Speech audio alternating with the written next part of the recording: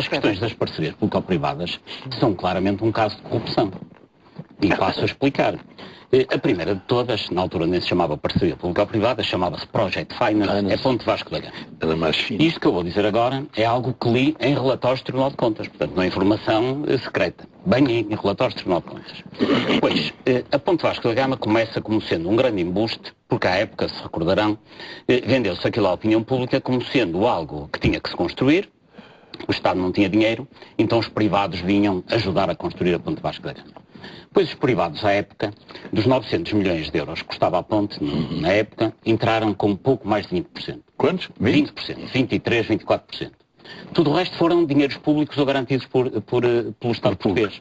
Ou seja, fez-se a Ponte Vasco da Gama com, dito de outra maneira, os empresários que investiram na Ponte Vasco da Gama conseguiram com 20 e tal por cento do valor da Ponte Vasco da Gama o seguinte: ficar com as receitas da Ponte Vasco da Gama, com as receitas da Ponte 25 de Abril e, além disso, terem o monopólio das travessias rodoviárias de Tejo por toda uma geração. Porque neste momento, se alguém quiser fazer ali uma ponte, terá que pagar royalties desse grupo.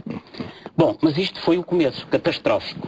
Mas depois já houve 9 acordos de reequilíbrio financeiro, em que invariavelmente, desde o início da construção da ponte, os acordos de reequilíbrio financeiro são transposições de recursos do Estado para os privados. Há um ano em que acontece esta coisa mirambulante, que é, há um aumento da taxa de referência do Banco Europeu de Investimentos e o Estado português dá à Luz ao Ponte 42 milhões de euros. Passados uns meses, a taxa de referência desceu e para quem foi o benefício? Também para a Luz ao Ponte. Agora, isto está nos relatórios do Tribunal de Contas sobre a matéria. O Tribunal de Contas tem representantes do Ministério Público na sua Constituição e o que acontece nada. Então, o que é mais estranho é que a sociedade não se interroga por que motivo os ministros das obras públicas dos sucessivos governos trabalham todos hoje em parcerias público-privadas. Ferreira do Amaral, ministro das obras públicas de Cavaco Silva, está na própria Luz ao Ponte. Jorge Coelho, ministro das obras públicas de António Guterres, está na Mota-Engil, como presidente executivo, que é a maior detentora de parcerias público-privadas.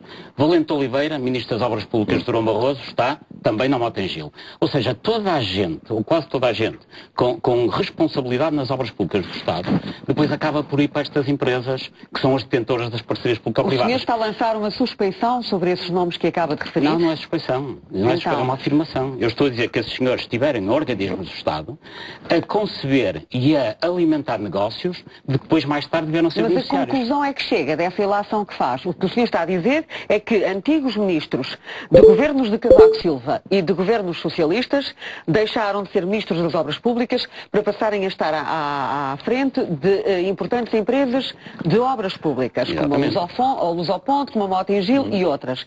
E qual é a conclusão que o senhor retira daí? Retiro que isso é uma atitude que não é séria. E eles é que têm que explicar à opinião pública porque é que lá estão. Porque alguém admitiria que um chefe de compras de uma grande empresa fizesse um mau negócio para depois passar para chefe de vendas do seu maior fornecedor? Isto era inconcebível. Deontologicamente não é admissível.